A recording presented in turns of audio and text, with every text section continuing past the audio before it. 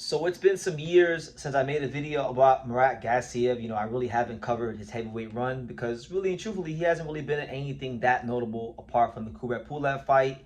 He was part of that mess that was created by the WBA with Manuel Char and Kubrat Pulev. He winds up stopping Kubrat Pulev this past December to become the what was it the regular champion, right? And he got elevated to that full championship status recently when Alexander Usyk vacated the titles. So he hadn't really beaten anybody to become champion, if we're being honest. And he had a fight. He was taking on a guy by the name of Peter Kadiru. I don't know how to say his name, but the guy that he fought, 23-1 from Germany. 23-2 now, but 23-1 at the time he fought him from Germany. Hasn't really fought anybody too crazy. He's fought, probably the only name on his resume I know is Senad Gashi. So it was a fight for Gassiev to look good, to legitimize himself a little bit as a champion, and that's what he did. Credit to him. He took this opponent who was never fought at his level, and he treated him as such. He beat him to a bloody pulp and got him out of there in 6 rounds and made the corner have to throw the towel in. Kadiru really didn't have anything for Murat Gassiev, and Gassiev is built like a fire hydrant, very physically strong, was pushing him back, punching through the guard, and he forced the corner to come throw that towel in. So now listen, whether you like it or not, in this heavyweight division, Gassiev is part of the equation. He's holding the WBA title.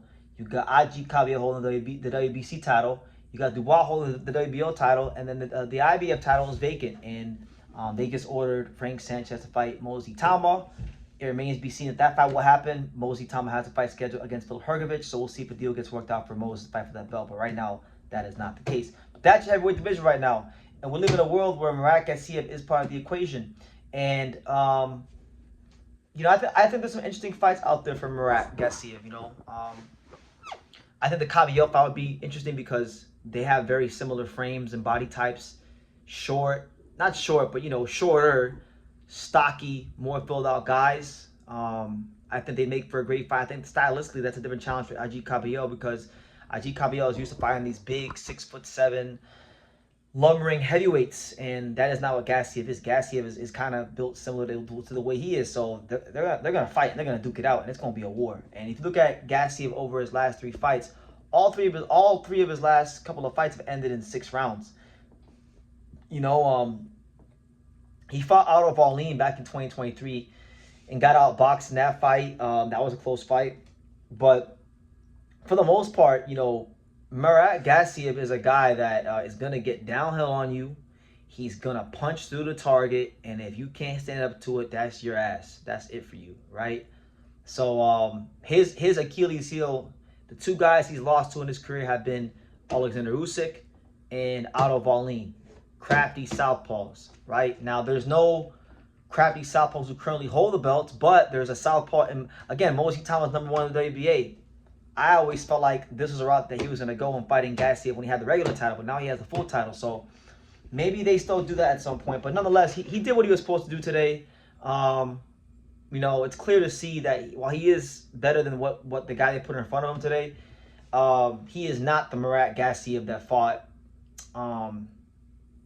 Usyk all those years ago. He's not that guy anymore, and that's to be expected because he's moved up the from cruiserweight to heavyweight, so your punches generally don't carry up the same. But he's still punching. He can still punch. I mean, if you go look at the way he knocked out Jeremiah Milton, the way he stopped Pulev, he still got respectable pop. So I'm not saying he's an easy lick or anything like that for anybody in the division. But he's old. He's up there in age now, and it's it'll be intriguing to see because Kabiel is a guy that's more close to his size and his frame, so maybe he could do something with Kabiel. And then Dubois, for as good as he is, he's still a guy that you can get to. You can't hurt Dubois, so that's an interesting fight. So maybe Gassiev is going to be looked at as the weakest champion of the division because he's not the biggest name, right? And boxing, unfortunately, public perception-wise, is a popularity contest. But really, when you break the matchups down, he's not. I don't think he's a mismatch against anybody in this division.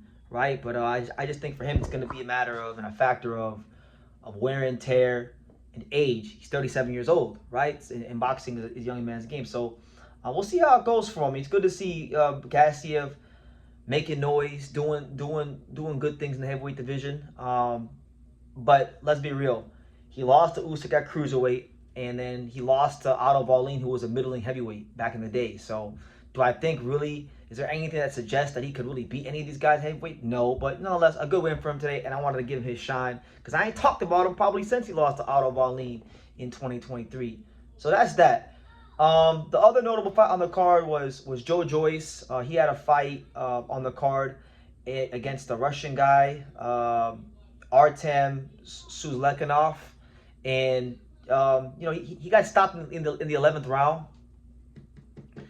And what was really telling was that this Russian beat the fight out of Joyce to the point where he was begging the ref, like, "Yo, stop this fight. I can't take no more," and he quit, which is ironic because 6 years ago when he fought Daniel Dubois, he made Daniel Dubois quit, and so now things have come full circle where he's at the end of his career now and he's quitting, and that sucks because this is a guy in Joyce that at one point in time, outside of Fury and Joshua, I would have said he was definitely the third best heavyweight in the world at one point, and this guy had the world at his feet, and it goes to show you why fighters got to get it while they can. They got to get the opportunities while they can because you can age out quickly in the sport like a guy like Joyce.